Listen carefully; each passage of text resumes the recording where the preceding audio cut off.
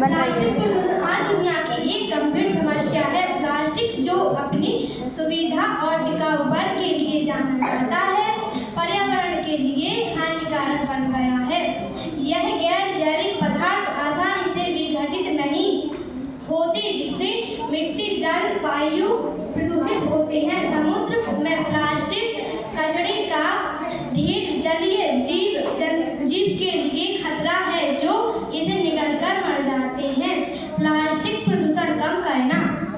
Plastic उत्पादन पर नियंत्रण करके हमें प्लास्टिक प्रदूषण कम कर सकते हैं। प्लास्टिक की वस्तु का कम से कम उपयोग करना चाहिए और हमारी भारत सरकार को भी इस पर रोक लगानी चाहिए।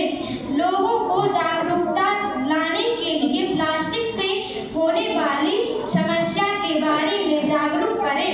प्लास्टिक का कचरा लगभग 500 वर्षों तक पृथ्वी पर रहता है।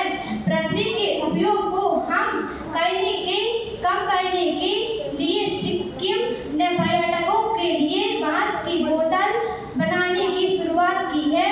पशु, पक्षी और समुद्र जीव जंतु प्लास्टिक के कारण उत्पन्न कचरे से सबसे बुरी तरह प्रभावित हो रहे हैं।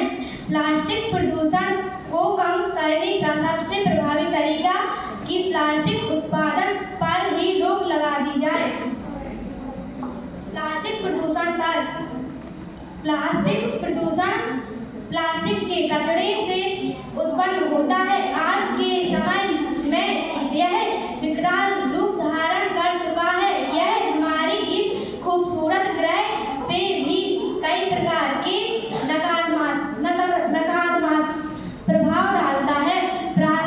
पर इन दो उपायों का अपने दैनिक जीवन में अपनाकर हम प्लास्टिक प्रदूषण को कम करने में महत्वपूर्ण भूमिका निभा सकते हैं।